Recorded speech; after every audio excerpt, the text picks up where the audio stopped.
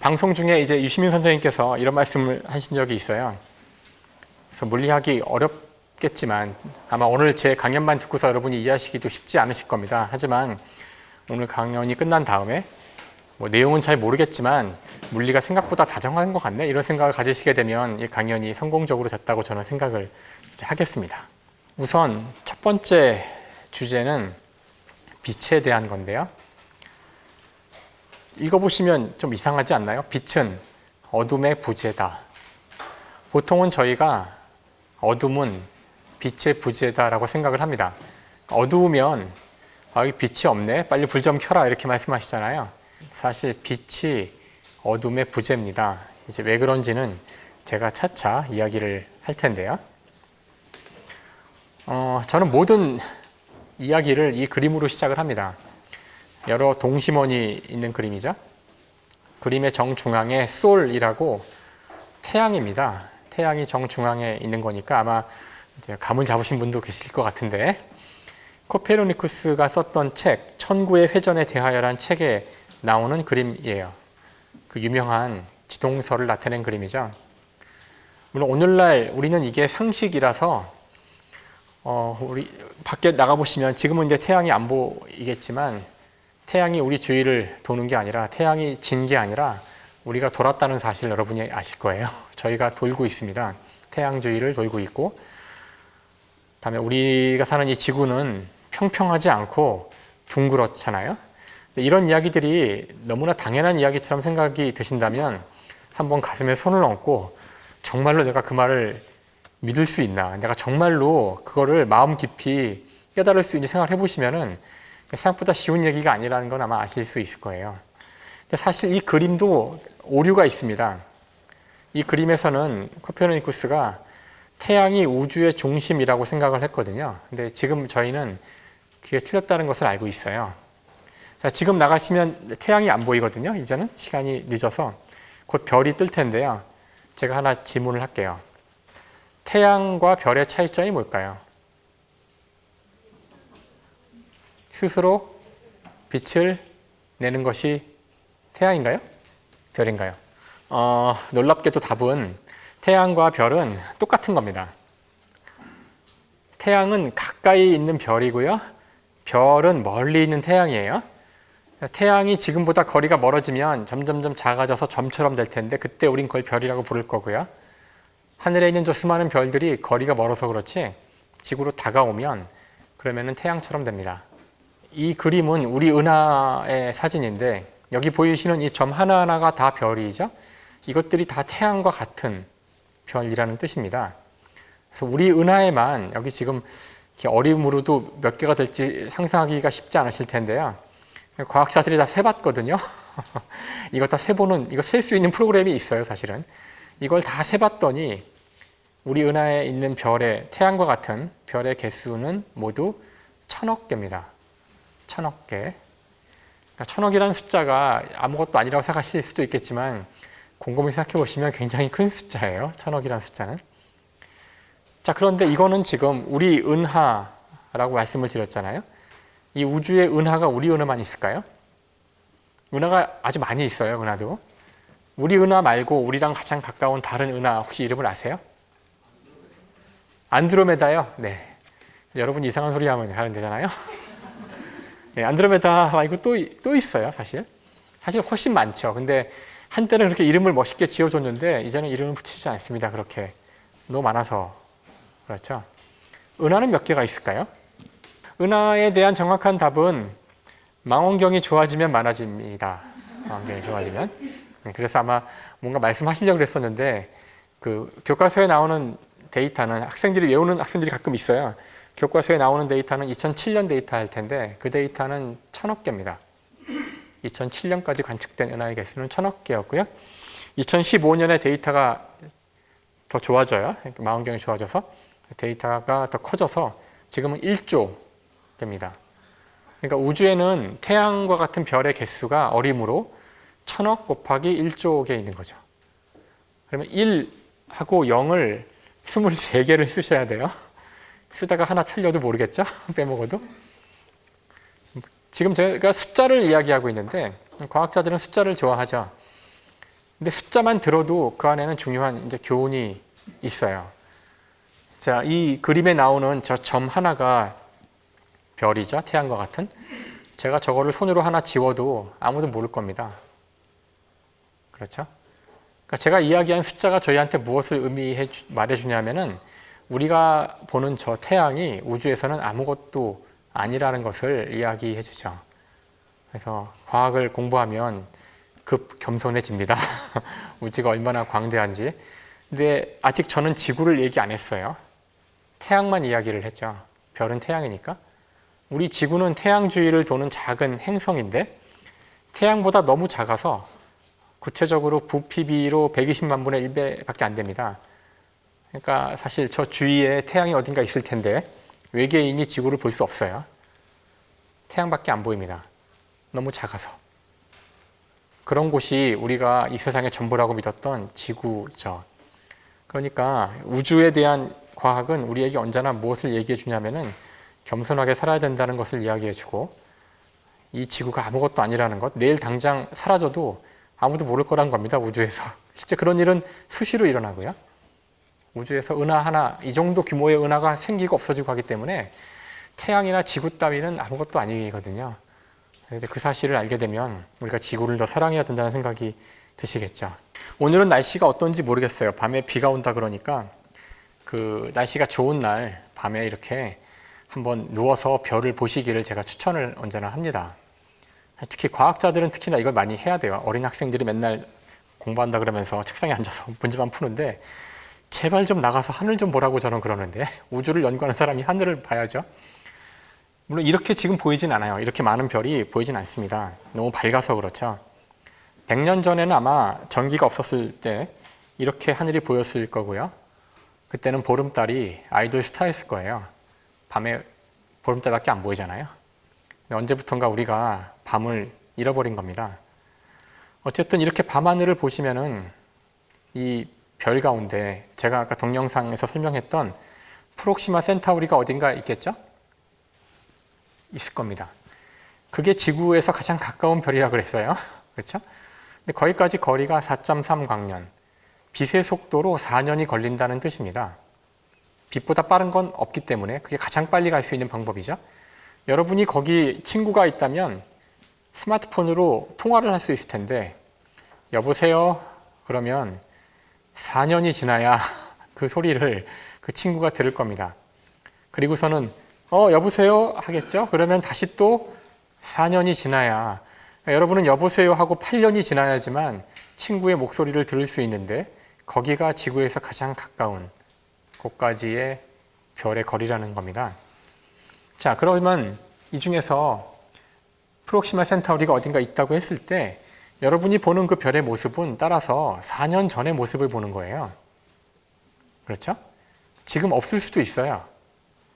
3년 전에 사라졌어도 우린 모릅니다.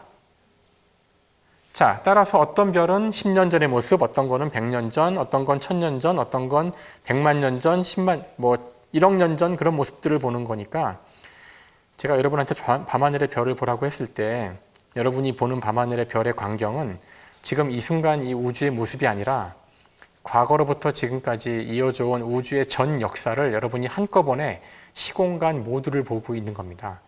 그래서 저걸 봐야 돼요. 갈릴레오가 이야기했지만 우주는 지금 이 순간에도 우리에게 자신의 모든 것, 여기서 모든 것은 시공간 전체를 얘기하는데요. 그걸 보여주고 있습니다. 근데 우리 어리석은 인간이 그걸 보고도 이해를 못하죠. 왜냐하면 우주의 언어를 모르기 때문이다 라고 갈릴레오가 이야기를 했어요. 자, 아까 낮에는 굉장히 밝았지만 지금은 점점 어두워지고 있는데 저희는 밝은 것이 당연하다고 생각을 하는 경향이 있어요. 근데 사실은 밝은 게 당연한 것이 아닌데 왜냐하면 그건 태양 때문에 밝은 거잖아요. 태양은 놀랍게도 지구에 아주 가까이 있는 별이에요. 정말 우연이죠. 얼마나 가까이 있냐면은 거리가 불과 1억 5천만 킬로미터밖에 안 돼요. 먼 것 같다고요? 빛의 속도로 8분밖에 안 걸립니다. 지구에서 가장 가까운 별인 태양은 빛의 속도로 8분 걸리지만 두 번째로 가까운 알파 센타우리는 4년이 걸리죠. 그러니까 사실 태양은 정상적으로 가까이 있는 것이 아니라 아주 이상하게 가까이 있는 별이에요. 그래서 태양이 있을 때의 우주의 모습은 우주의 평균적인 모습은 아니죠. 지구에서 볼 수 있는 우주의 평균적인 모습은 태양이 없을 때의 모습이고요. 우리가 그때의 시간을 밤이라고 부릅니다. 밤에 보는 이 모습이 우주의 평균적인 모습이고요. 실제 우주는 제가 동영상에서 잠깐 이야기했지만 엄청나게 광활하게 넓고요. 그 안에 별이 점처럼 박혀 있는데 별 사이의 거리는 가까운 것이 빛의 속도로 4년 걸리는 거리에 떨어져 있고요. 그렇게 점처럼 작은 별들이 가녀린 빛을 내고 있는데 그 빛이 실처럼 이 어두운, 아주 어두운 공간을 아주 가냘프게 달리는 모습이 우주의 모습이에요. 우주는 어둡고 빛은 어둠이 없는 겁니다. 어둠이 먼저예요. 공간이 먼저고요. 우주는 텅 비어 있는 거죠. 아까 제가 한 이야기를 조금 아시겠죠? 우주에 대한 이야기, 우주가 어떻게 시작했는지에 대한 이야기는 이 오른쪽 사진에 나오는 위대한 물리학자죠. 아인슈타인이 답을 주었는데요. 아인슈타인 옆에 있는 사람의 이름을 혹시 아시나요? 어떻게 아세요? 거의 모르시는데 일반적으로는. 네, 이분의 이름은 임마누엘 칸트, 철학자 칸트입니다. 칸트님이 여기 등장하는 이유는 이분께서도 아인슈타인과 마찬가지로 우주에 대해서, 우주의 시작에 대해서 이야기한 적이 있거든요. 우주의 시작점이 있는지 없는지는 인간의 이성으로 답을 할 수 없는 문제다라고 이야기를 한 적이 있어요. 이 문제는 중요한 문제죠. 특히 기독교에서는 우주의 시작이 있다는 입장을 갖고 있기 때문에 이 문제는 대단히 중요한 서양의 철학적 문제였습니다. 근데 칸트는 이렇게 이야기하죠. 우주의 시작점이 있다고 하면 이상하다는 거예요. 자, 왜 이상하냐 하면 여기 시간이 이렇게 무한한 시간이 흐르고 있는데 그 중에 어느 순간 갑자기 우주가 존재해야 할 텐데 도대체 어느 순간을 잡아야 되죠? 이 무한한 시간 중에? 잡을 수가 없다는 거예요. 이상하다는 거죠. 그러면 시작이 없나? 시작이 없어도 이상하다고 얘기하는데, 왜냐하면 시작이 없다는 얘기는 그러니까 오늘이건 어제건 이전에 존재하는 시간이 무한히 많다는 얘기예요. 시간이 끝이 없이 과거로 흘러가니까. 하지만 이게 되게 이상한 것이, 그럼 어제 이전에 존재한 시간의 양도 무한대고 오늘 이전에 존재한 시간의 양도 무한대인데 오늘이 어제보다 시간이 더 많아야 될 것 같지 않으세요? 이상하다는 거예요. 그래서 이 문제는 인간의 이성, 논리적인 답을 낼 수는 없다고 주장을 하는데 사실 오늘날 저 같은 물리학자가 보기에는 대단히 이상한 논증이라고 생각해요. 아주 이상하죠. 왜 이게 이상하냐면은 물론 제가 칸트가 아니기 때문에 어떤 생각을 하셨는지는 모르겠지만 이런 생각을 한 것 같아요. 시간이란 것이 무한히 이렇게 펼쳐져 있고 우주의 시작이 공간의 시작이라고 생각하는 것 같은데 오늘날 물리학은 아인슈타인의 제가 여기 써놓은 식이죠. 장방정식이라는 건데요. 이 방정식에 따르면은 우주에는 시작점이 있을 확률이 아주 커요. 그냥 우주가 변치 않고 가만히 있는 게 불안정하거든요. 그래서 우주는 한 점에서부터 시작을 해서 팽창을 하고 있거나 수축하고 있는 것이 더 올바른 답일 확률이 큰데 놀랍게도 그 우주가 시작할 때 시간도 같이 나타났다는 것이 이 방정식이 이야기해 주는 바죠. 칸트의 이야기가 이상한 것은 시간은 언제나 존재하고 있는 것이 아니라는 거예요. 사실 오늘날 물리학자들도 이게 무슨 뜻인지 모릅니다. 시간이 존재하기 이전에 무엇이 존재했는지 물어보면 아무도 몰라요. 하지만 이 방정식이 그걸 이야기해 주고 있을 뿐이죠. 아인슈타인의 장방정식이 설명하는 빅뱅 이론이라고 하는 우주의 시작이 있다는 이 이론이 처음 나왔을 때 아인슈타인 당신도 이 이론을 싫어했어요. 어떻게 우주가 한 점에서 시작을 하죠? 답이 마음에 안 들 때, 여러분 고등학교 때 문제를 풀었는데 수학 문제가 답이 안 맞으면 문제를 고치면 되잖아요. 여기 지금 제가 빨간색으로 표시한 것이 아인슈타인이 손으로 써놓은 겁니다. 그래서 이걸 오늘날 우리는 우주상수라고 부르는데 이걸 넣으면 우주가 팽창하지 않아요. 나중에 아인슈타인이 자기 인생 일대의 가장 큰 실수라고 이야기를 했죠. 왜 이런 짓을 했냐면은 빅뱅 이론이 나왔을 때 교황청에서 환영 성명을 내놓습니다. 1950년대죠. 드디어 현대 물리학이 성경의 우주론을 입증했다고 축하하는 거였어요. 과학자들이 뒷골이 땡겼겠죠. 그럴 의도가 아니었을 테니까. 빅뱅 이론이 옳다는 것은 뭐 위대한 물리학자가 풀어낸 방정식 이론이 맞아서 그런 것이 아니라 과학은 예나 지금이나 무조건 중요한 기준이 실험적, 물질적 증거입니다. 바로 이 지점이 종교와 철학과의 차이점이에요. 어떤 이론이건 소용이 없습니다. 그냥 그 이론이 실제로 존재하는 현상을 설명하지 못하면 틀리는 거죠. 빅뱅 이론이 맞다는 것은 아인슈타인 때문에 그런 것이 아니라 제가 여기 보여드리고 있는 이 수많은 실험 데이터들인데요. 자세히 설명하진 않을게요. 어쨌든 여기서 노벨상이 2개나 나왔습니다. 현재 우주가 팽창하고 있다는 증거에서부터 추론한 거죠. 왜 이렇게 과학자들이 빅뱅에 대해서 중요하게 생각을 할까요? T.S. 엘리엇이라는 시인이 이런 말을 한 적이 있답니다. 우리의 탐험이 끝나는 때는 시작이 어딘지를 알아내는 순간이다. 얼핏 보면 되게 이상한 문장이에요. 우리의 탐험이 끝나는 때는 목적지에 도달했을 때가 아닐까요? 어떻게 시작점을 알아내는 게 끝나는 순간이 되죠? 시작점도 모르고 떠났을까요? 아주 괴상한 문장인데 저는 아직 나이가 많지는 않지만 나이가 자꾸 먹으면 고향으로 가고 싶어진다고 그러더라고요. 자기의 존재 이유, 자기 삶의 의미 이런 거를 찾다 보면 처음으로 가게 된대요.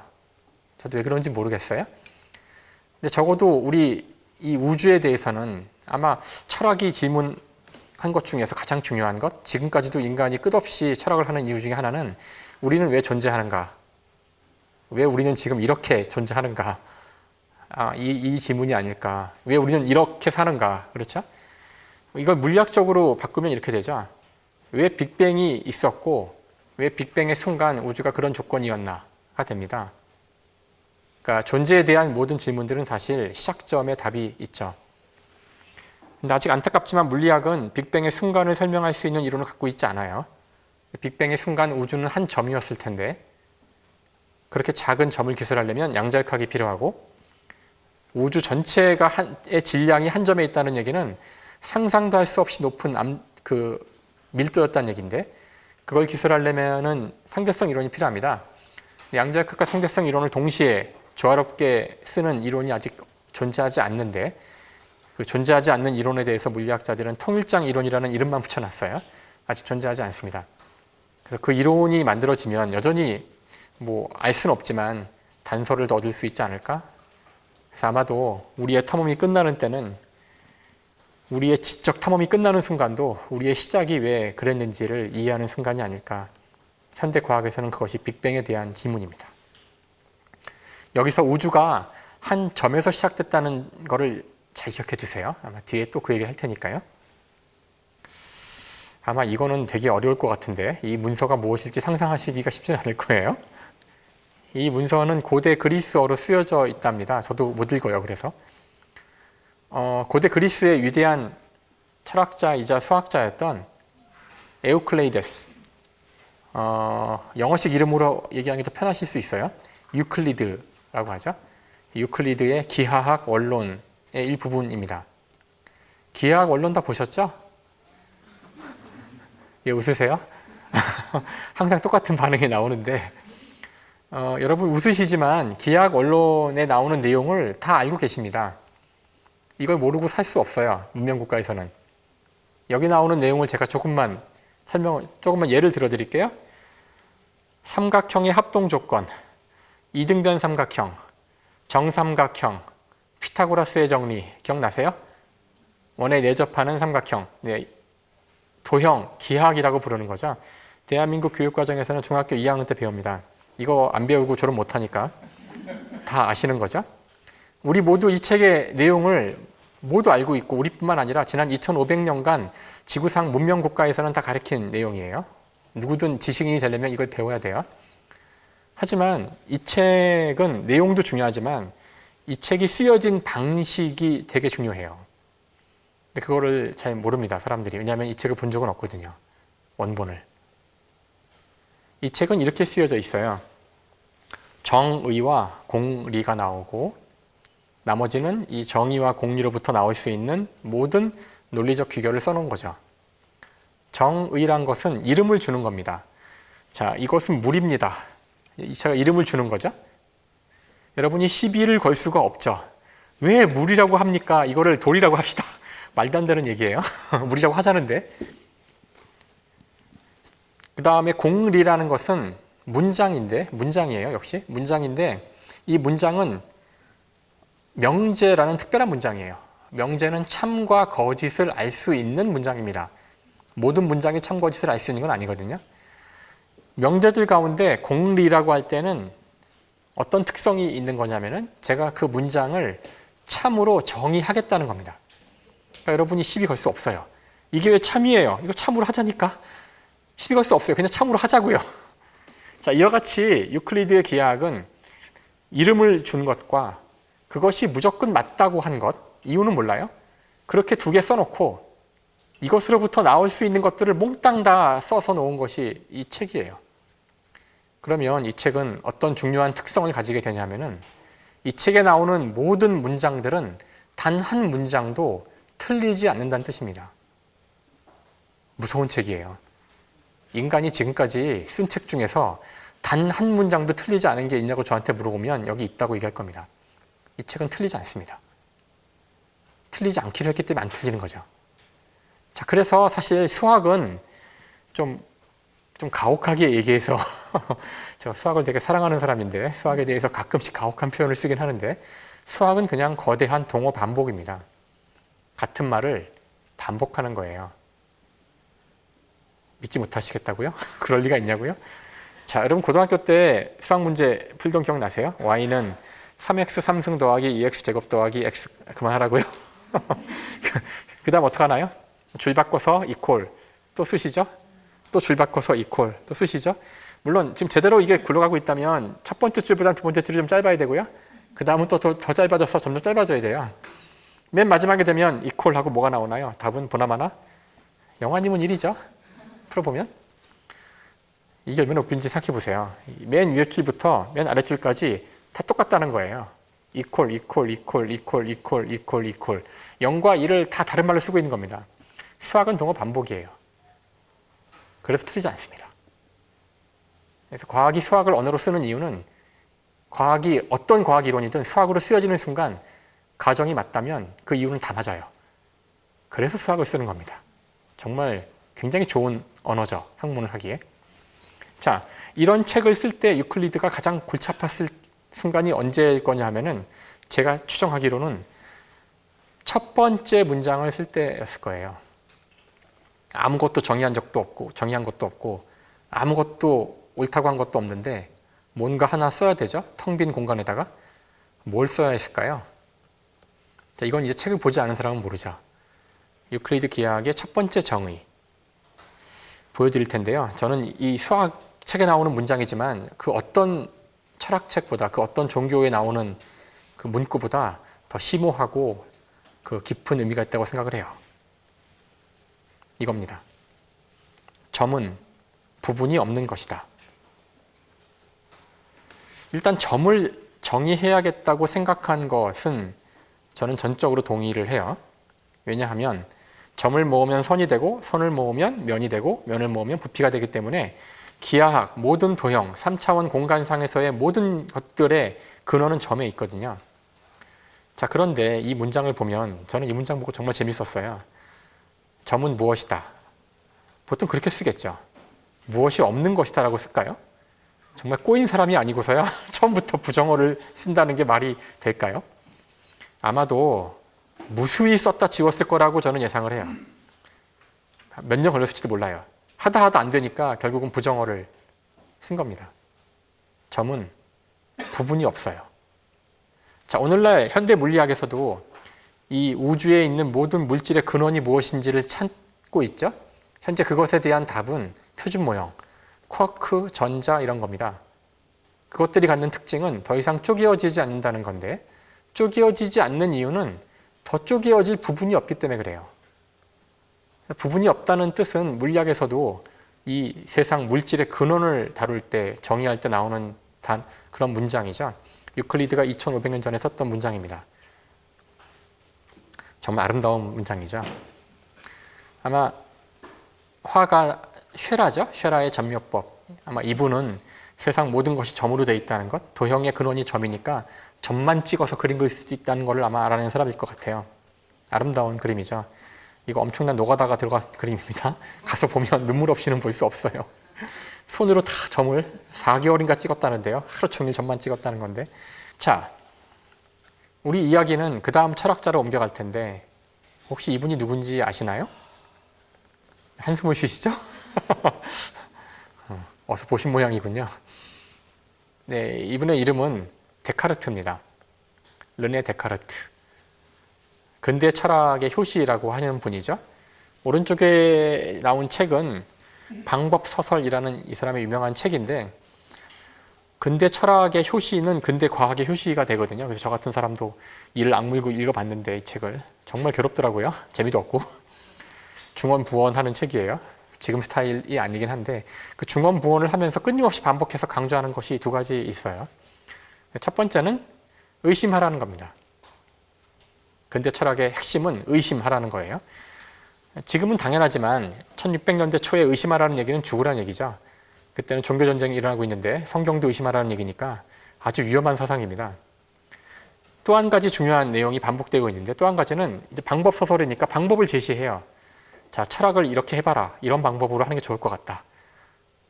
데카르트가 제시하는 방법이란 바로 수학적 방법입니다. 유클리드의 기하학적 방법이죠. 그렇게 하면 틀리지 않을 수 있으니까. 데카르트의 철학에 나오는 공리, 유클리드 기하학과 마찬가지로 이 사람도 공리를 세우죠. 우리 모두 그 공리를 암기하고 있습니다. 여러분 다 기억하고 계실 거예요. 뭐죠? 데카르트의 제1공리? 나는 생각한다, 고로 존재한다. 네, 제1공리죠. 그냥 참이라고 하자는 거예요, 데카르트가. 어쨌든 데카르트는 자신의 철학을 수학처럼 풀어갑니다. 그러다 보니 수학을 공부를 많이 하고 수학에서도 중요한 업적을 남기죠. 제가 이제 곧 데카르트의 위대한 수학 업적을 보여드릴 텐데요. 이것도 유클리드의 기하학의 첫 줄만큼이나 아주 감동적이고 아름다운 거예요. 다 배운 거죠, 우리가 사실은. 아름답지 않으세요? 진짜 아름다운 거예요. 심오하기도 하죠. 자, 이것은 좌표계라는 겁니다. 좌표계. 좌표계란 것은 공간에서의 한 점을 X, Y, Z라는 세 개의 숫자로 나타낸 거죠. 대한민국 교육과정에서는 중학교 2학년 때 배우는데요. 여러분 다 알고 계셔야 되는 거죠. 자, 이런 식으로 점을 기술해야겠다는 생각을 한 거는 데카르트의 인류 감각입니다. 데카르트가 유클리드의 기하학 공부를 열심히 했으니까 점을 찝어낸 거예요. 점이 핵심이에요. 점을 숫자로 쓰자. 점을 숫자로 쓴 게 왜 중요할까요? 왜냐하면 이 당시의 수학을 좀 거칠게 정리하자면 수학의 역사는 크게 둘로 나눌 수 있어요. 서양의 수학과 동양의 수학이죠. 서양의 수학은 주로 기하학이에요. 그리고 고대 그리스로부터 이어진 기하학이고 유클리드의 기하학이죠. 그들이 기하학을 공부한 이유는 실용적 목적이 아니라 기하학에 나오는 도형들이 바로 이데아입니다. 이데아. 이상적인 세계를 구현하는 거죠. 천상의 물체들은 다 도형적인 그런 완벽한 구나 완벽한 원이 돼야 돼요. 그들에게는 도형의 세계가 머릿속에서 상상하는 신의 세계 이상의 세계였던 거예요. 자, 또 하나의 수학은 동양의 수학인데 여기서 동양은 우리 동아시아를 얘기하는 게 아니라 인도와 이슬람을 얘기합니다. 인도와 이슬람의 수학은 굉장히 실용적인 목적으로 개발됐고요. 대수학이라는 건데 더하기 빼기 곱하기 나누기 하는 거예요. 그러다가 인도에서 0이 발견되고요. 0을 발견해내죠. 그리고 미지수 X를 이용한 방정식도 만들어내요. 우리가 그 분야를 대수학이라고 합니다. 이 두 개의 수학을 하나로 융합시킬 수단이 필요한데 동서의 융합이자 수학의 융합입니다. 그러기 위해서 필요한 것은 도형을 숫자로 쓰면 돼요. 그것이 바로 좌표계죠. 그래서 도형의 집합, 도형을 점의 집합으로 나타낼 수가 있고요. X와 Y로 된 점의 집합을 수학에서는 함수라고 부르죠. 그래서 함수가 굉장히 중요한 융합적인 개념이고 이제부터 사람들은 두 직선의 교점을 구하기 위해서 직선을 그릴 필요도 없어요. 직선의 방정식 두 개를 쓰고 연립해서 근을 구하면 되죠. 이제 새로운 세상이 열린 겁니다. 공간상의 도형이 숫자가 된 거고요. 곧 물리학자들이 이 공간상의 도형을 쓴 수식을 운동을 기술할 때 사용할 거고 그 수식을 구하면 문제를 다 풀었다고 주장할 거고요. 그 수식을 주는 미분 방정식을 찾으면 그 법칙이라고 부를 거예요. 이게 없으면 물리학이 없습니다. 그래서 데카르트는 근대의 철학뿐만 아니라 근대의 과학이자 근대의 수학을 열었던 위대한 수학자죠. 이자 철학자죠. 자, 이제 이걸 가지고 제가 물리학으로 갈게요. 이제 물리학으로 갈 단계가 됐어요. 물리학의 핵심 철학을 보여드릴 텐데 이거입니다. 이걸 보시고서 아련한 추억이 떠오르시는 분들은 이제 저랑 비슷한 연배고요. 요즘 학생들은 이거 보면은 아, 이거 그 전설에 나온다는 그 게임이군요. 이거 스타크래프트죠. 전설 속에 나오는 게임입니다. 화석에서 발견되는 거죠. 자, 게임을 밤새 해보셨나요, 혹시? 안 하신다고요, 이런 거? 게임을 밤새 하는 자녀를 보신 적 있죠? 막 속이 터지잖아요, 보고 있으면. 자, 게임을 밤새 해보면은 놀라운 경험을 하게 되는데, 해본 사람만 알아요. 게임과 내가 한 몸이 되는 무라일체의 경지에 도달하게 돼요. 그래서 게임 속에서 폭탄 날라오면 막 피하고 그럽니다. 진짜인 거로 착각을, 이게 진짜일 리가 없잖아요. 아무리 봐도 이런 괴상한 괴물들이 실제할 리가 없으니까 가상의 세계에 임해 틀림없지만 이게 진짜 존재한다고 인간은 착각을 하는데, 왜냐하면은 나름대로의 규칙에 따라서 움직이는 하나의 어떤 완결된 세상으로 보여서 그래요. 하나의 우주인 것처럼 보이는 거죠. 근데 사실 이거는 뭐 신이 만든 게 아니잖아요. 이거 인간이 만든 겁니다. 프로그래머가 만든 거죠. 월급 받고 만든 거죠. 그러니까 아주 어려운 일이 아니란 뜻인데, 자, 이렇게 하나의 세상을 만들 때 뭐가 필요한지 생각을 해보세요. 여기 일단 수많은 것들이 보이시죠? 이걸 게임 전문 용어로 유닛이라 그래요. 유닛. 많은 유닛들이 있죠. 그다음 유닛들이 지금은 정지 화면으로 보여드리고 있지만 움직여야 될 텐데 어떻게 움직이게 할까요? 이제 우리는 데카르트가 필요합니다. 각 유닛들의 위치를 x, y 두 개의 숫자, 좌표로 나타내고 그 숫자가 바뀌는 것이 물체의 움직임이 되는 거죠. 숫자의 바뀜이 우리가 보기에 그럴듯하게 된다면 그거는 가상의 세계가 되는 겁니다. 자, 숫자로 된 게 되게 중요한데 숫자가 되면 뭐든지 숫자가 되는 순간 컴퓨터가 그걸 처리할 수 있어요. 컴퓨터라는 말은 컴퓨트라는 동사에서 온 거예요. 컴퓨트라는 동사는 계산하다는 뜻입니다. 그러니까 계산기죠. 그러니까 계산할 수 있는 건, 숫자로 쓸 수 있는 건 다 컴퓨터가 할 수 있어요. 자, 이거는 가상의 세계, 컴퓨터 게임을 얘기하고 있지만 여러분들은 실제 존재하는 사람들이잖아요. 여기 다 실제하는 겁니다. 하지만 곰곰이 생각해 보세요. 이 실제하는 이 세상이 저 게임과 얼마나 다를까요? 여기도 유닛이죠? 이런 거 다 유닛이에요. 다 유닛입니다. 여기도 다 위치를 기술할 수 있죠? X, Y, Z 좌표로 기술할 수 있어요. 움직인다는 얘기는 좌표가 바뀌는 거죠. 숫자들이. 그런 식으로 우주에 존재하는 모든 것, 제가 그냥 것이라고 할게요. 모든 것들의 위치를 전부 다 우리가 숫자로 바꿨다고 합시다. 그 모든 숫자를 컴퓨터에 다 집어넣었어요. 그 다음 그 컴퓨터가 굴러가죠. 그러면 이 컴퓨터 안의 세상과 이 우주가 얼마나 다를까요? 뭐 똑같지는 않겠지만 상당히 유사하지 않을까요? 라고 생각하시면 여러분이 물리학자들의 사고방식에 좀 더 다가오신 거예요. 물론 다를 겁니다. 다른 것만큼 또 뭔가 찾아내서 또 숫자로 바꾸고 또 집어넣죠. 이 짓을 계속 하는 겁니다. 같아질 때까지. 그게 물리학자들이 하는 짓이죠. 우리가 알아야 될 모든 것은 위치를 시간의 함수로 아는 겁니다. 그래서 여러분이 고등학교 물리 시간에 이걸 구하려고 고생을 한 거예요. 그다음에 중고등학교 수학 전체가 이걸 가리키는 거죠. 함수를 구하는 겁니다. 이 함수를 분석하기 위해서 특히 중요한 함수들 1차 함수, 2차 함수, 3차 함수, 그다음에 근의 공식, 근 풀고 이것들을 분석하기 위해서 미분과 적분을 다 배우는 거죠. 그 모든 수학 전체가 다 이걸 우리에게 쓰는 방법을 가르쳐주는 거예요. 이게 세상을 보는 방법이기 때문에 그렇죠. 물리가. 그래서 이 우주가 굴러가는 법칙은 게임으로 얘기하면 알고리즘인데요. 제가 여기 써놨는데 일정한 속도로 움직이는 것은 자연스러운 운동이다. 이 한 줄로 기술된다는 겁니다. 이 한 줄이 우주를 기술하는 단 하나의 법칙이에요. 우선 여기서 굉장히 이상한 표현이 나오는데 비과학적인 표현이죠. 자연스러운. 이게 무슨 말이죠? 자, 자연스럽다는 말이 무슨 뜻이냐면은 여러분이 뭔가 일정한 속도로 움직이는 물체를 보면 아, 자연스럽다 하고 그냥 가시면 된다는 얘기예요. 뭐 질문을 하거나 쳐다보고 있을 필요 없어요. 그냥 아, 자연스럽구나 하시면 돼요. 하지만 속도가 일정하지 않으면 이상한데? 그러시면 돼요. 실제 2500년 전 아리스토텔레스는 정지한 것은 자연스러운 운동이다라고 이야기했죠.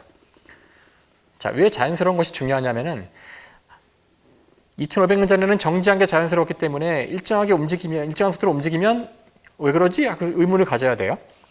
그래서 하늘을 보면 달이 계속 움직입니다. 태양도 움직이죠. 중세 시대에 그것에 대한 답은 이런 거예요. 천사가 뒤에서 밀어줘야 됩니다. 즉 무엇이 자연스러운지가 그 이후의 법칙을 결정을 하게 돼요. 이제 우리의 과학 체계에서는 자, 일정한 속도로 움직이는 것이 자연스럽다는 것은 갈릴레오가 한 이야기고요. 이걸 제 운동 제1법칙이라고 합니다.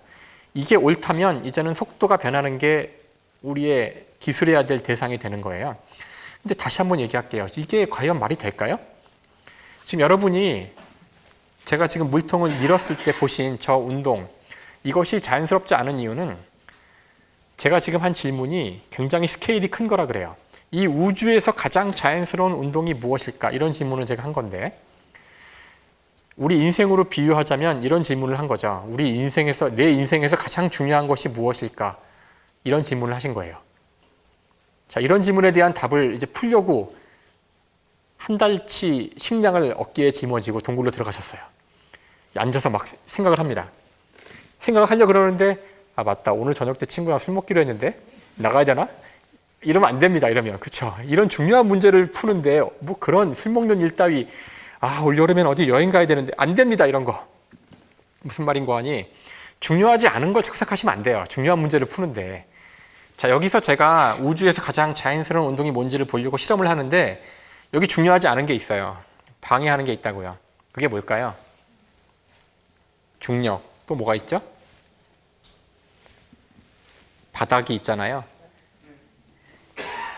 원래 이런 답들이 나오는 게 정상인데 지금 말 안 하시는데요. 이런 답들이 나오면은 이건 이제 일상적인 답이고 물리학자 입장에서는 좀 스케일이 커야 돼요. 뭐가 지금 쓸데없는 거냐면은 이 지구가 쓸데없는 거예요. 지금 우주 전체에서 가장 자연스러운 운동이 뭔지를 찾고 있는데 이 하찮은 지구가 있잖아요. 지구보다도 적어도 한 태양계 정도는 밀어버리고 시작해야 됩니다. 태양계를 싹 없애버려요. 빈 공간이 확보가 됐죠. 거기다가 저 물통을 놓고 이제 살짝 밀어보는 거죠. 그럼 물통이 어떻게 움직이냐면은 이 동영상에 나오지만 영화 그래비티의 한 장면이죠. 우주 공간에서 움직이기 시작한 우주인은 멈출 수가 없어요. 결국은 이 사람은 죽죠. 멈출 방법이 없어요. 자기는 돌아가고 있는데 저 도는 것도 멈추지 못하죠. 일단 움직이기 시작하면 그 자체가 우주에서 자연스러운 운동이기 때문에 그 물체 자신을 멈출 방법은 없어요. 절대로 멈추지 못합니다. 방법이 있다면 자신의 몸을 반으로 나누거나 자기를 잘라서 한 부분을 던지거나 제3의 물체가 자기한테 와서 뭘 치거나 그럴 수밖에 없어요. 무서운 얘기죠. 자, 또 하나의 수학은 동양의 수학인데 여기서 동양은 우리 동아시아를 얘기하는 게 아니라 인도와 이슬람을 얘기합니다. 인도와 이슬람의 수학은 굉장히 실용적인 목적으로 개발됐고요. 대수학이라는 건데 더하기 빼기 곱하기 나누기 하는 거예요. 그러다가 인도에서 0이 발견되고요. 0을 발견해내죠. 그리고 미지수 x를 이용한 방정식도 만들어내요. 우리가 그 분야를 대수학이라고 합니다. 이 두 개의 수학을 하나로 융합시킬 수단이 필요한데 동서의 융합이자 수학의 융합입니다. 그러기 위해서 필요한 것은 도형을 숫자로 쓰면 돼요. 그것이 바로 좌표계죠. 그래서 도형을 점의 집합으로 나타낼 수가 있고요. x와 y로 된 점의 집합을 수학에서는 함수라고 부르죠. 그래서 함수가 굉장히 중요한 융합적인 개념이고 이제부터 사람들은 두 직선의 교점을 구하기 위해서 직선을 그릴 필요도 없어요. 직선의 방정식 두 개를 쓰고 연립해서 근을 구하면 되죠. 이제 새로운 세상이 열린 겁니다. 공간상의 도형이 숫자가 된 거고요. 곧 물리학자들이 이 공간상의 도형을 쓴 수식을 운동을 기술할 때 사용할 거고 그 수식을 구하면 문제를 다 풀었다고 주장할 거고요. 그 수식을 주는 미분 방정식을 찾으면 그 법칙이라고 부를 거예요. 이게 없으면 물리학이 없습니다. 그래서 데카르트는 근대의 철학뿐만 아니라 근대의 과학이자 근대의 수학을 열었던 위대한 수학자죠. 이자 철학자죠. 자, 이제 이걸 가지고 제가 물리학으로 갈게요. 이제 물리학으로 갈 단계가 됐어요. 물리학의 핵심 철학을 보여드릴 텐데 이거입니다. 이걸 보시고서 아련한 추억이 떠오르시는 분들은 이제 저랑 비슷한 연배고요. 요즘 학생들은 이거 보면은 아, 이거 그 전설에 나온다는 그 게임이군요. 이거 스타크래프트죠. 전설 속에 나오는 게임입니다. 화석에서 발견되는 거죠. 자, 게임을 밤새 해보셨나요, 혹시? 안 하신다고요, 이런 거? 게임을 밤새 하는 자녀를 보신 적 있죠? 막 속이 터지잖아요, 보고 있으면. 자, 게임을 밤새 해보면은 놀라운 경험을 하게 되는데, 해본 사람만 알아요. 게임과 내가 한 몸이 되는 무라일체의 경지에 도달하게 돼요. 그래서 게임 속에서 폭탄 날라오면 막 피하고 그럽니다. 진짜인 거로 착각을, 이게 진짜일 리가 없잖아요. 아무리 봐도 이런 괴상한 괴물들이 실제할 리가 없으니까 가상의 세계에 임에 틀림없지만 이게 진짜 존재한다고 인간은 착각을 하는데, 왜냐하면은 나름대로의 규칙에 따라서 움직이는 하나의 어떤 완결된 세상으로 보여서 그래요. 하나의 우주인 것처럼 보이는 거죠. 근데 사실 이거는 뭐 신이 만든 게 아니잖아요. 이거 인간이 만든 겁니다. 프로그래머가 만든 거죠. 월급 받고 만든 거죠. 그러니까 아주 어려운 일이 아니란 뜻인데, 자, 이렇게 하나의 세상을 만들 때 뭐가 필요한지 생각을 해보세요. 여기 일단 수많은 것들이 보이시죠? 이거를 게임 전문 용어로 유닛이라 그래요. 유닛. 많은 유닛들이 있죠. 그다음 유닛들이 지금은 정지 화면으로 보여드리고 있지만 움직여야 될 텐데 어떻게 움직이게 할까요? 이제 우리는 데카르트가 필요합니다.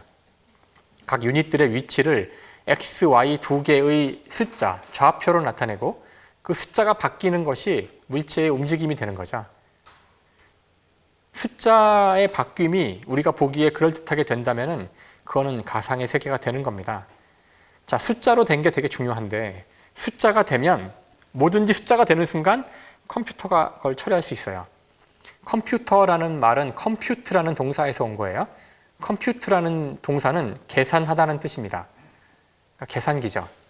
그러니까 계산할 수 있는 건, 숫자로 쓸 수 있는 건 다 컴퓨터가 할 수 있어요.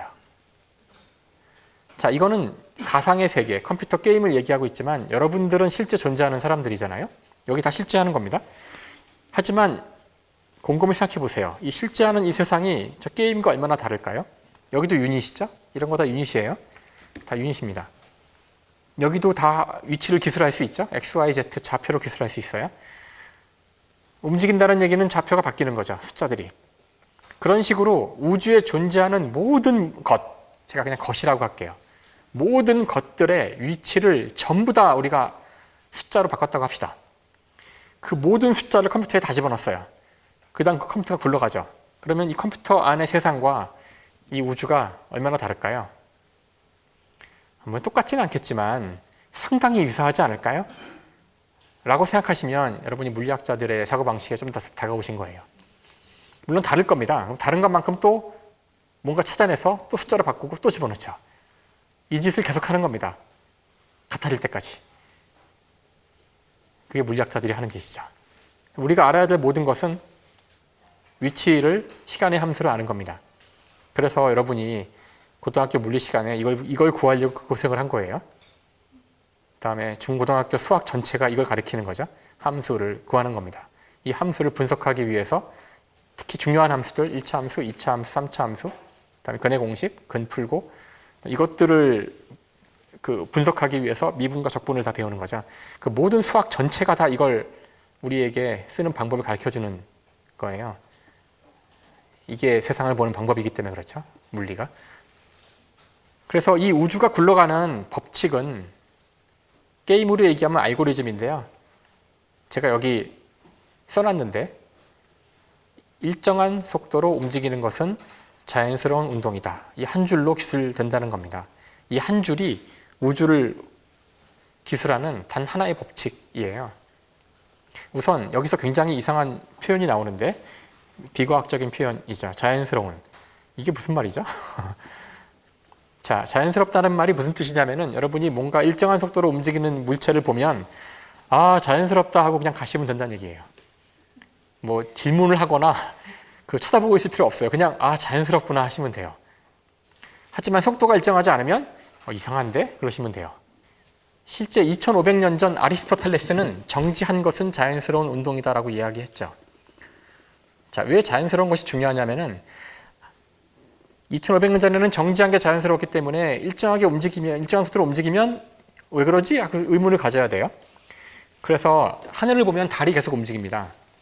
태양도 움직이죠.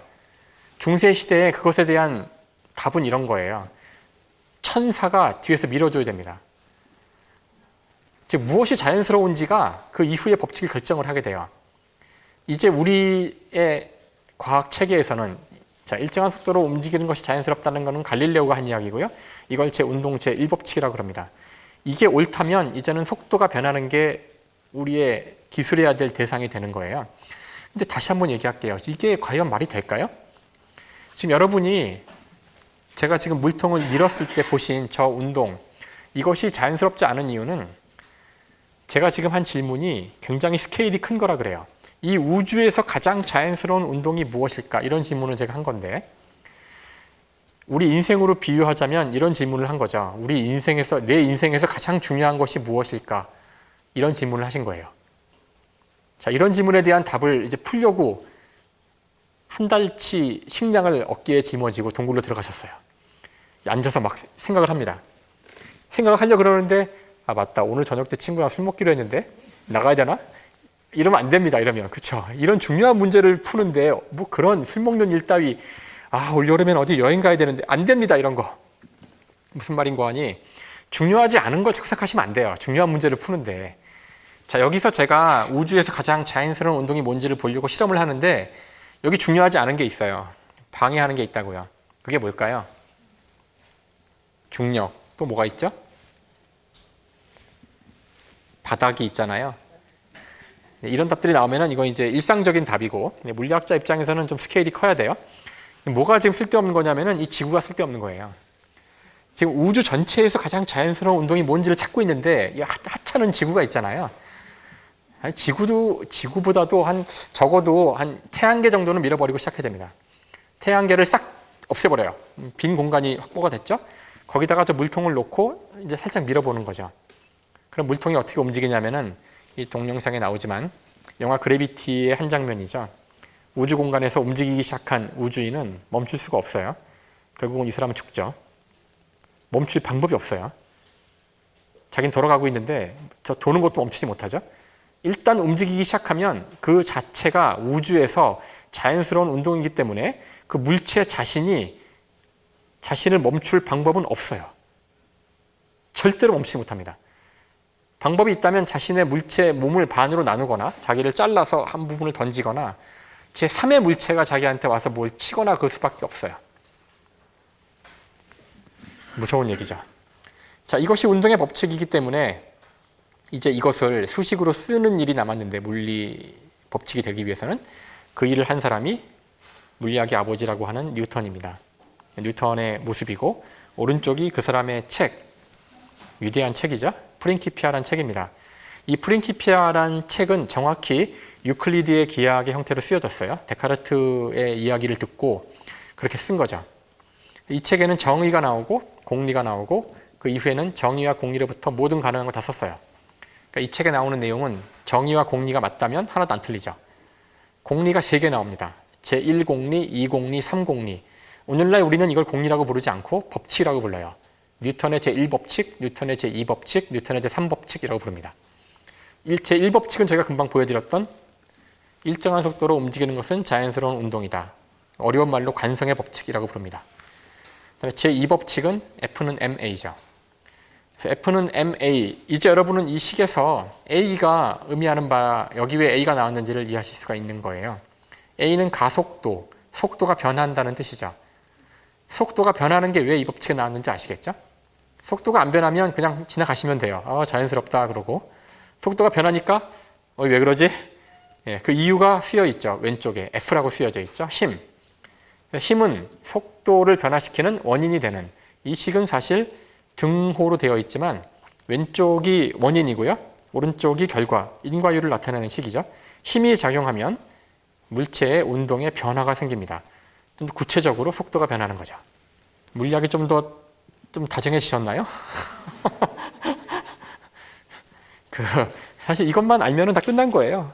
역학 1년 동안 배우는데 물리학과에서 이거 계속 푸는 겁니다. 나머지는 공리를 가지고 변형시키는 거죠. 1년 내내. 이거 한 줄입니다. 물론 이렇게 얘기하면 그럴 리가 없다고 생각하시는 분이 많을 것 같아요. 물리가 저렇게 쉬웠을 리가 없는데, 그렇죠? 그럴 리가 없죠. 제가 이제 정체를 보여드릴게요. 이제 기억이 나시죠? 가속도라고 멋있게 이야기했지만 사실 가속도는 속도의 시간 미분이고요. 속도는 위치의 시간 미분이죠. 그래서 미분. 갈릴레오가 이야기했던 우리는 우주의 언어를 모르기 때문에 우주를 이해 못한다고 했을 때 그 우주의 언어가 바로 미분이었던 겁니다. 그렇죠? 그래서 우주의 법칙은 미분으로 쓰여 있고요. 우리에게 필요한 것은 X죠. 제가 몇 번이나 강조했지만 물체가 어디 있는지를 알아야 돼요. 제 손이 여기 있는데 제가 손을 일로 움직이고 싶어요. 그러면 이 손에 데카르트 방식으로 얘기하자면 새로운 좌표를 줘야 돼요. 좌표를 줘야 갈 거 아니에요. 빨리 주세요, 좌표. 좌표를 줘야 갑니다. X를 구해야 되죠. 미분 방정식으로부터 X를 구하는 방법은 미분의 역과정이라 적분이라고 부릅니다.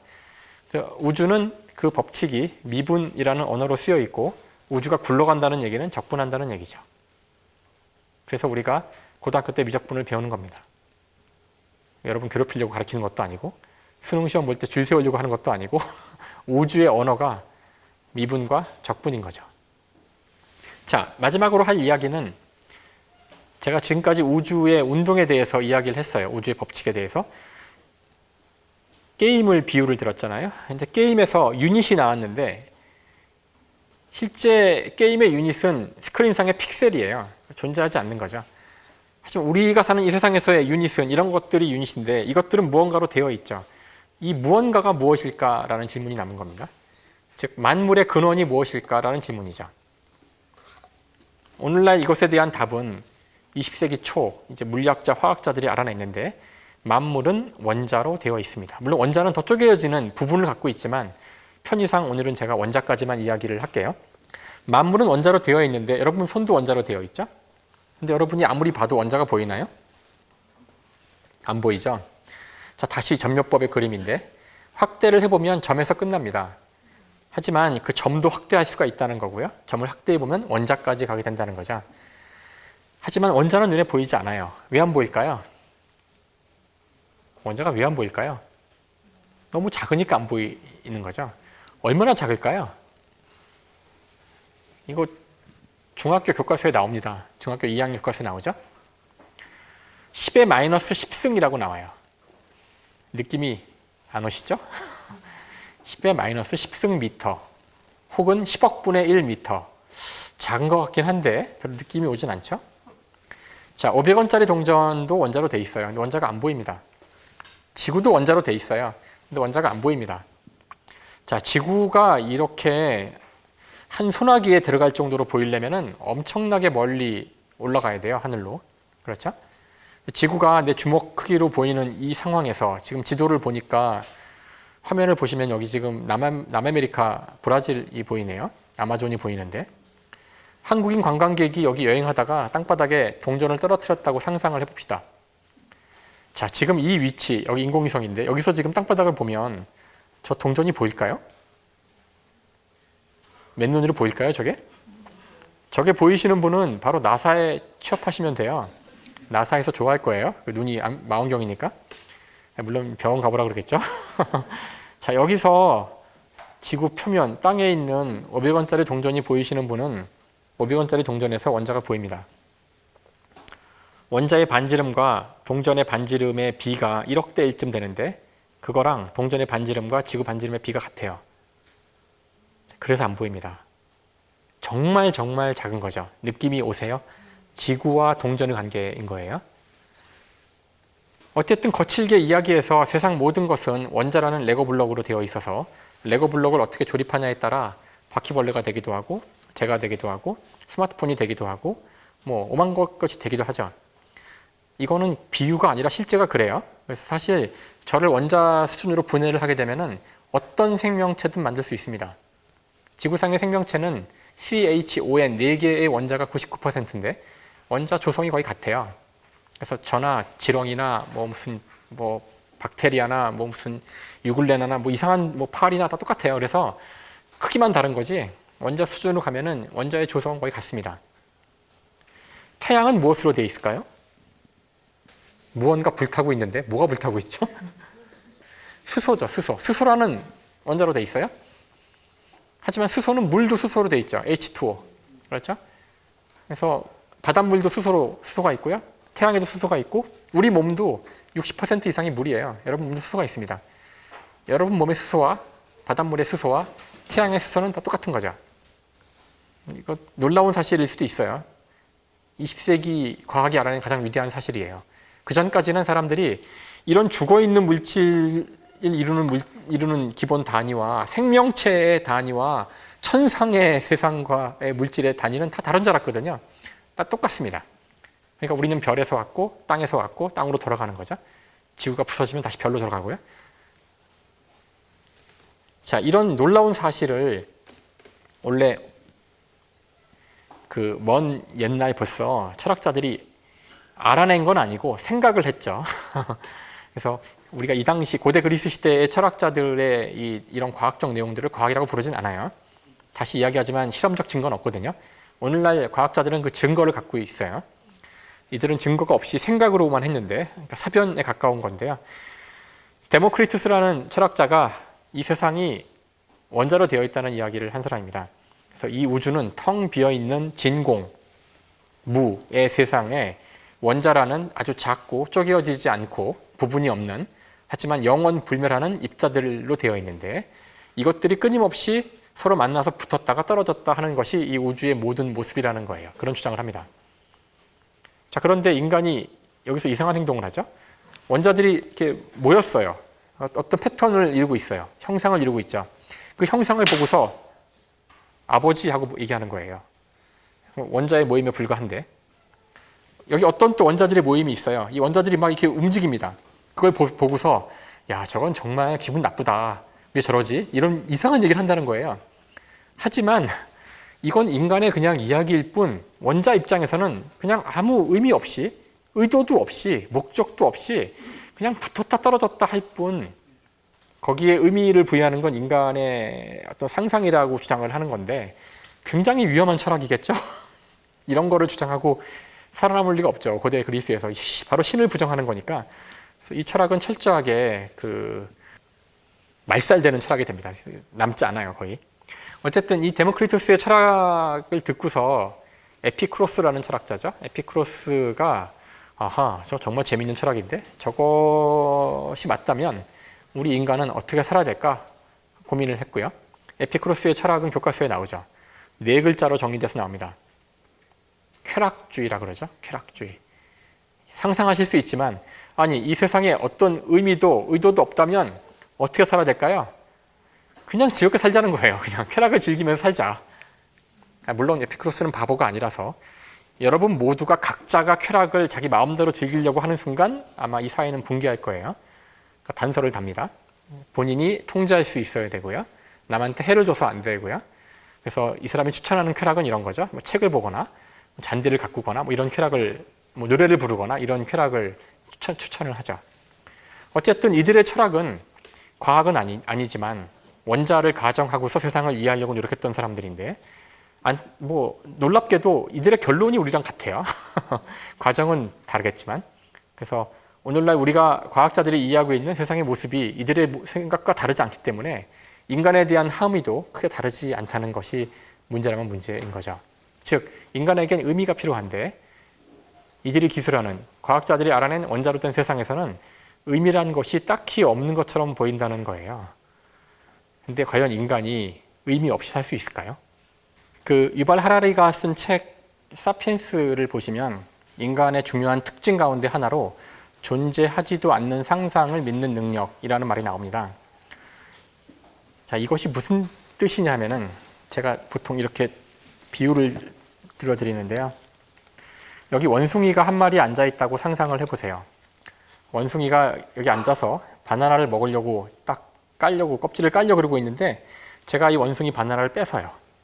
제가 먹으려고 합니다. 그리고 대신 원숭이한테는 이걸 10,000원짜리 지폐를 대신 주죠. 그럼 원숭이가 저한테 감사하다고 하고서 그냥 조용히 물러갈까요? 그럴 리가 없죠. 바로 저를 막 물어뜯거나 다시 이 바나나 달라고 막 그럴 텐데, 사실 원숭이가 좀 현명하다면 이걸 가지고 마트에 가면 한 20개, 바나나 20개는 살 수 있지 않을까요? 이걸로? 그렇죠? 그러니까 바보 멍청이죠. 이걸 몰랐던 건데, 그 의미를. 근데 생각을 곰곰이 해보시면 사실 우리가 이상한 거예요. 원숭이가 만든 거죠. 이거 종이 쪼가리 맞아요. 이거 종이에요, 종이. 그렇죠? 이거 종이입니다. 파란색 종이에요. 근데 우리는 이 종이에 실제로는 존재하지 않는데 그런 바나나 20개의 가치가 있다는 것을, 그런 상상이죠. 그런 상상을 믿는 능력을 가지고 있어요. 여러분이나 저나. 이 능력이 보통 능력이 아닌 것이 다른 영장류들이 못해요. 침팬지나 오랑우탄 못합니다. 이거. 우리 인간은 합니다. 그래서 인간 고유의 중요한 특성인데, 이거를 할 수 있기 때문에 인간은 이렇게 거대한 사회를 유지할 수 있다는 거예요. 원숭이나 침팬지도 100마리 정도의 사회를 이룰 수 있어요. 우리 인간도 초기, 선사시대 초기에는 그런 작은 집단 사회를 이뤘고요. 대개 그런 집단 사회는 혈연 집단입니다. 그러니까 본능에 의해서 유지가 되는 사회예요. 거기까지는 가능한데, 문제는 10만, 100만 정도의 개체들이 모여서 도시 국가를 이루거나 국가를 이루려면은 이제는 이런 거를 믿는 능력이 없으면 다른 혈연 관계에 있는 개체들과 같이 협력하여 일을 할 수가 없어요.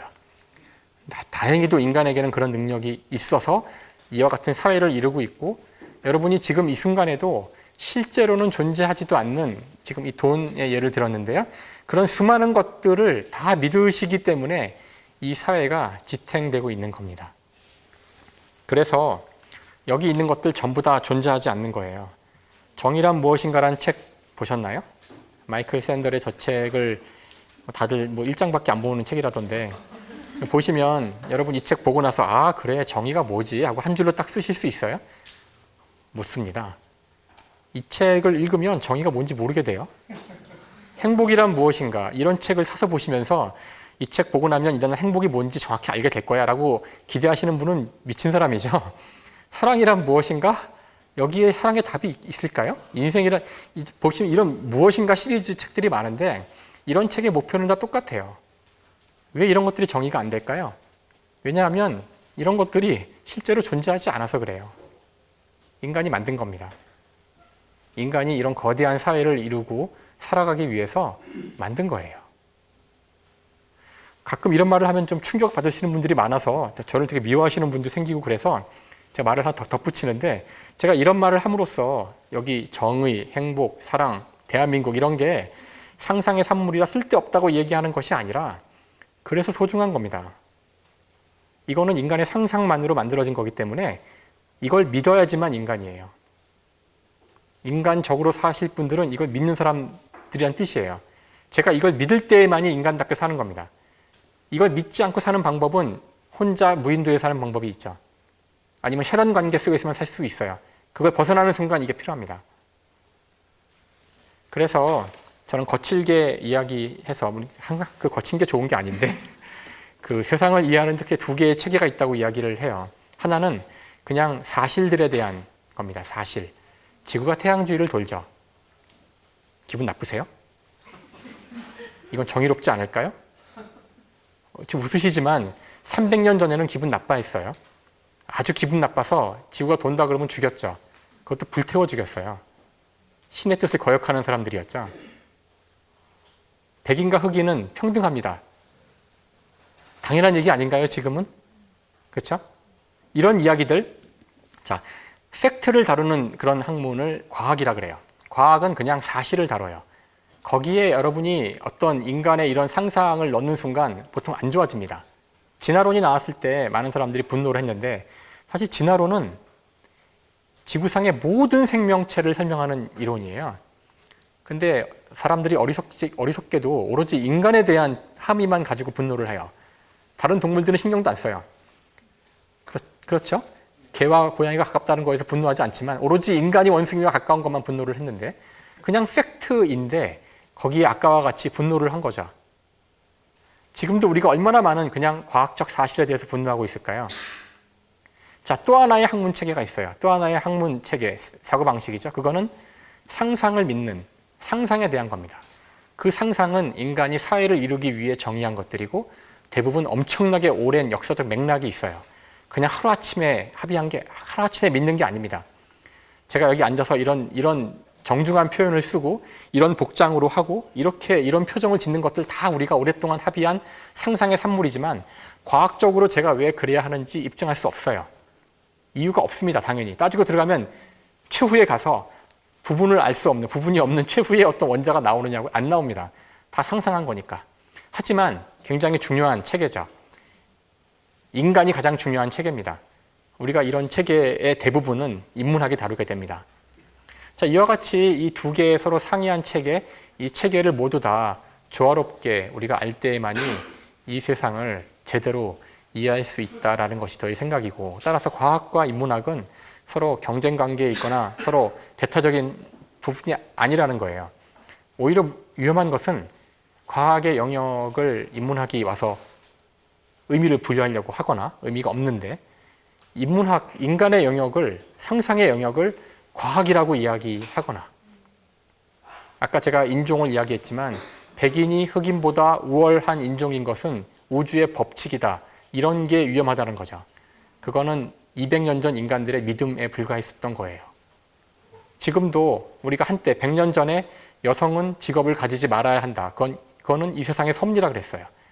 말도 안 되는 얘기입니다. 그걸 입증할 수 있는 과학적 근거가 없다면 그냥 당시 인간들의 상상의 합의에 불과한 거예요. 지금 그것이 우리에게 불행을 준다면 상상의 합의를 바꿀 수 있다는 뜻이죠. 민주주의 300년 전에 이런 얘기하면 죽었습니다. 말도 안 되는 얘기예요. 어떻게 국민이 주인입니까? 하지만 수억 명의 사람의 피를 흘려서 합의를 바꿨잖아요. 그래서 어떤 것이 인간의 상상의 합의인가 과학적 사실인가를 분별해내는 것은 대단히 중요하다고 생각합니다. 인간의 합의에 불과하다면 인간이 원하면 바꿀 수가 있다는 거고요. 그러기 위해서는 더 많은 사람들을 설득하고 동의를 끌어내면 되는 거죠. 그런 부분에서는 바꿀 수 없는 것은 없다는 것을 아는 것이 굉장히 소중하다고 생각해요. 하지만 함부로 바꿀 수는 없고요. 바꾸려면 서로 믿어야 바꿔주죠. 서로 신뢰를 해야지만 그 사회는 빠르게 합의를 할 수 있고, 대부분의 사회 문제는 답을 모르는 경우가 아주 많은데 답을 모르는 것보다, 올바른 답을 찾는 것보다 더 중요한 것은 빠르게 합의를 하는 것일 수 있어요. 광업병소를 수입하자고 했을 때 과학자들한테 끊임없이 물어봤습니다. 사람들이. 광업병소가 안전하냐 안전하지 않냐? 그럼 과학자들은 답답하죠. 저거를 먹으면 병에 걸릴 확률이 몇 %야. 지금까지 이런 사례들이 있는데 이런 일이 있었고, 그러니까 자세히 모르겠지만 위험할 수도 있고 안 위험할 수도 있고 뭐 이런 얘기들을 해줄 수 있어요. 비행기를 타면 안전할까 안전하지 않을까요? 비행기를 타면 추락할 확률이 뭐 1억 분의 1인가 그렇죠. 이게 답니다. 과학자로서 비행기는 완벽하게 안전해? 이거 개소리입니다. 확률이 나오겠죠. 사고 확률이 나옵니다. 그걸 듣고 여러분이 판단하는 거죠. 그 리스크를, 그 위험성을 내가 짊어질지 말지. 우리 사회는 비행기 정도의 리스크는 짊어지기로 합의가 됐기 때문에 비행기가 뜨는 겁니다. 자동차는 훨씬 더 많은 사고를 내지만 합의가 돼 있어요. 괜찮다고. 담배가 훨씬 더 위험해요. 미세먼지보다. 하지만 합의가 돼 있어요. 타도 된다고. 그럼 피는 겁니다. 광업병소도 합의가 더 중요했던 문제일 수도 있었어요. 서양 사회는 빠르게 합의를 하죠. 단 한 명도 광업병으로 죽으면 안 돼. 수입 안 합니다. 우리는 결정하면 되는 문제예요. 그까짓 거 확률 별로 안 큰데 수입하지 뭐 할 수도 있었고요. 아, 그거 안 돼. 우리도 싫어. 하고 안 할 수도 있었어요. 근데 문제는 끊임없이 안전하다는 것이 법칙이다, 안전하지 않은 것이 법칙이다, 내가 과학이고 넌 틀렸고 싸우고 합의 못하는 것이 사실 더 위험한 겁니다. 누구도 답을 모르는 경우가 많아요. 더 중요한 것은 우리가 서로를 믿고 신뢰할 때만이 합의를 이룰 수 있고, 합의를 이루지 못하는 사회는 아까 제가 예를 들었듯이 부족국가, 혈연 단위국의 이상의 사회를 형성할 수가 없어요. 그 단위로 다 쪼개집니다. 우리 인간이 했던 가장 위대한 일인데 혈연을 뛰어넘어서 서로 협력하여 사는 사회를 구축한 것이 우리 인간의 특징인데, 그거를 떠받치는 것은 바로 신뢰에 기반을 둔 합의, 상상을 믿는 겁니다. 그래서 아마 지금 우리 사회가 여러 가지 많은 도전을 받고 있는데 그 도전을 받는 이유 중에 하나도 우리가 주위 사람들을, 우리 사회의 구성원들을 신뢰하지 못하게 된 것이 가장 큰 문제 중에 하나가 아닐까. 신뢰가 없는 사회는 붕괴가 되고 우리 호모사피엔스가 가진 가장 중요한 능력을 발휘할 수 없게 만들어 주죠. 그래서 본인이 만약에 무언가를 바꾸고 싶다면 바꿀 수 있어요. 하지만 그러기 위해서는 다른 사람들에게 먼저 신뢰를 받는 행동을 하고 그걸 통해서 다른 사람의 의견을 설득을 해서 자기 편으로 만드는 작업을 해서 바꿔 나가야 됩니다. 자기 생각이 법칙이라고 주장하는 순간 굉장히 위험한 상황에 빠진다는 거죠. 자, 마지막 문장인데요. 우리 인간은 자신이 만든 상상의 체계 속에서 실제로 그것이 무엇인지 아무도 모르는 행복이라는 상상을 누리며 과학이 밝혀낸 바에 따르면 이 우주에 적어도 인간이 생각하는 의미는 아무리 찾아봐도 아직까지는 없는 것 같아요. 아직까지는 그렇습니다. 하지만 이 아무 의미도 없는 이 우주를 놀랍게도 행복하게 살 수 있습니다. 우리 인간은. 이와 같이 전혀 모순되는 것 같은 이 두 가지를 조화롭게 공존시킬 수 있는 그 특성이 우리 호모사피엔스라는 종의 특징이라는 것, 그리고 그것을 구현하고 있을 때 우리는 그 개체를 인간이라고 부른다는 것. 그래서 저는 물리학자지만 때로는 이 우주보다도 인간이 더 경이롭다고 생각합니다. 감사합니다.